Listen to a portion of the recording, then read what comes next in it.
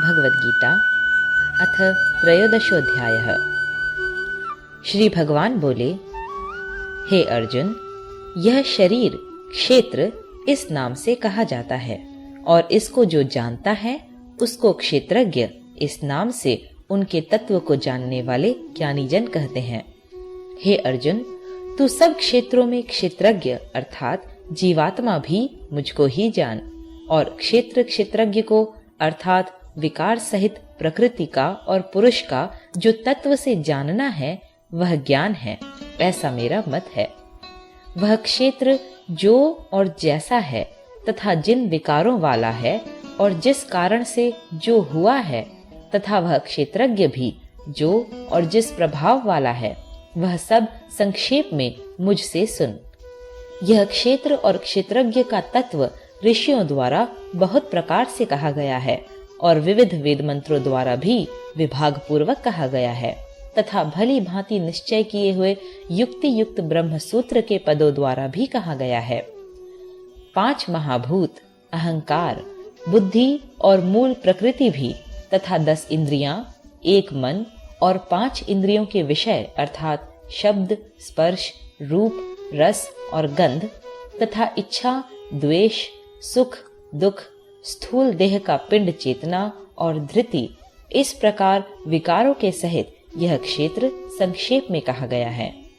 श्रेष्ठता के अभिमान का अभाव, दंभाचरण का अभाव, किसी भी प्राणी को किसी प्रकार भी न सताना, क्षमा भाव, मन वाणी आदि की सरलता, श्रद्धा भक्ति सहित गुरु की सेवा, बाहर भीतर की शुद्धि, अंतःकरण की स्थिरता और मन इंद्रियों सहित शरीर का निग्रह, इस लोक और परलोक के संपूर्ण भोगों में आसक्ति का अभाव और अहंकार का भी अभाव, जन्म, मृत्यु, जरा और रोग आदि में दुख और दोषों का बार बार विचार करना, पुत्र, स्त्री, घर और धन आदि में आसक्ति का अभाव, ममता का न होना तथा प्रिय और अप्रिय की प्राप्ति में सदा ही चित्त का सम रहना, मुझ परमेश्वर में अनन्य योग के द्वारा अव्यभिचारिणी भक्ति तथा एकांत और शुद्ध देश में रहने का स्वभाव और विषयासक्त मनुष्यों के समुदाय में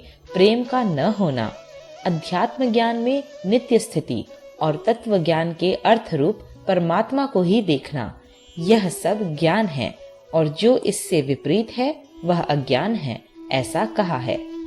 जो जानने योग्य है तथा जिसको जानकर मनुष्य परमानंद को प्राप्त होता है, उसको भली भांति कहूंगा।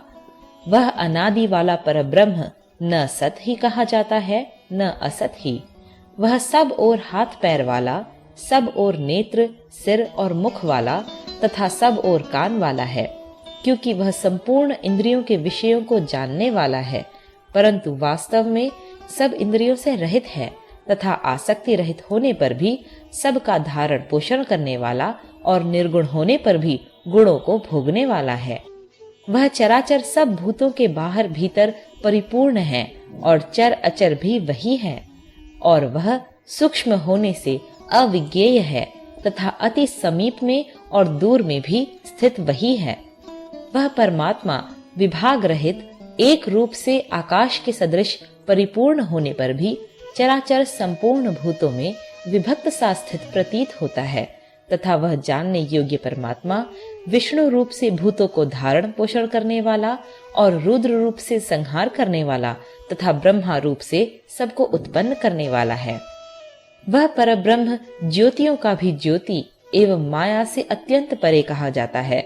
वह परमात्मा बोध स्वरूप, जानने के योग्य एवं तत्व ज्ञान से प्राप्त करने योग्य है और सबके हृदय में विशेष रूप से स्थित है। इस प्रकार क्षेत्र तथा ज्ञान और जानने योग्य परमात्मा का स्वरूप संक्षेप से कहा गया। मेरा भक्त इसको तत्व से जानकर मेरे स्वरूप को प्राप्त होता है। प्रकृति और पुरुष, इन दोनों को ही तू अनादि जान और राग द्वेषादि विकारों को तथा त्रिगुणात्मक संपूर्ण पदार्थों को भी प्रकृति से ही उत्पन्न जान। कार्य और करण को उत्पन्न करने में हेतु प्रकृति कही जाती है और जीवात्मा सुख दुख के भोक्तापन में अर्थात भोगने में हेतु कहा जाता है।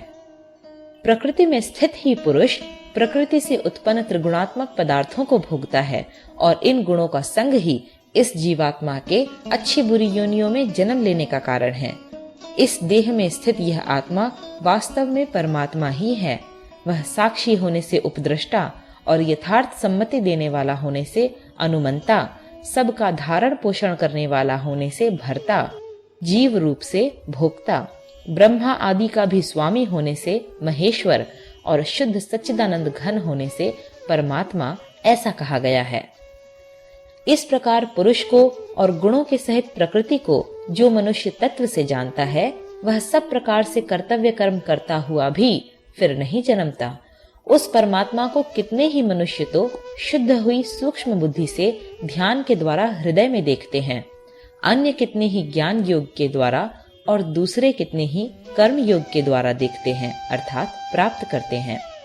परंतु इनसे दूसरे अर्थात जो मंद बुद्धि वाले पुरुष हैं, वे इस प्रकार न जानते हुए दूसरों से अर्थात तत्व के जानने वाले पुरुषों से सुनकर ही तदनुसार उपासना करते हैं और वे श्रवण परायण पुरुष भी मृत्यु रूप संसार सागर को निस्संदेह तर जाते हैं। हे अर्जुन, यावन मात्र जितने भी स्थावर जंगम प्राणी उत्पन्न होते हैं, उन सब को तू क्षेत्र और क्षेत्रज्ञ के संयोग से ही उत्पन्न जान। जो पुरुष नष्ट होते हुए सब चराचर भूतों में परमेश्वर को नाश रहित और समभाव से स्थित देखता है, वही यथार्थ देखता है। क्योंकि जो पुरुष सब में समभाव से स्थित परमेश्वर को समान देखता हुआ अपने द्वारा अपने को नष्ट नहीं करता, इससे वह परम गति को प्राप्त होता है। और जो पुरुष संपूर्ण कर्मों को सब प्रकार से प्रकृति के द्वारा ही किए जाते हुए देखता है और आत्मा को अकर्ता देखता है, वही यथार्थ देखता है। जिस क्षण यह पुरुष भूतों के पृथक पृथक भाव को एक परमात्मा में ही स्थित तथा उस परमात्मा से ही संपूर्ण भूतों का विस्तार देखता है, उसी क्षण वह सच्चिदानंद घन ब्रह्म को प्राप्त हो जाता है। हे अर्जुन, अनादि होने से और निर्गुण होने से यह अविनाशी परमात्मा शरीर में स्थित होने पर भी वास्तव में न तो कुछ करता है और न लिप्त ही होता है। जिस प्रकार सर्वत्र व्याप्त आकाश सूक्ष्म होने के कारण लिप्त नहीं होता, वैसे ही देह में सर्वत्र स्थित आत्मा निर्गुण होने के कारण देह के गुणों से लिप्त नहीं होता। हे अर्जुन, जिस प्रकार एक ही सूर्य इस संपूर्ण ब्रह्मांड को प्रकाशित करता है, उसी प्रकार एक ही आत्मा संपूर्ण क्षेत्र को प्रकाशित करता है। इस प्रकार क्षेत्र और क्षेत्रज्ञ के भेद को तथा कार्य सहित प्रकृति से मुक्त होने को जो पुरुष ज्ञान नेत्रों द्वारा तत्व से जानते हैं, वे महात्मा जन परम ब्रह्म परमात्मा को प्राप्त होते हैं। 13 अध्याय समाप्त।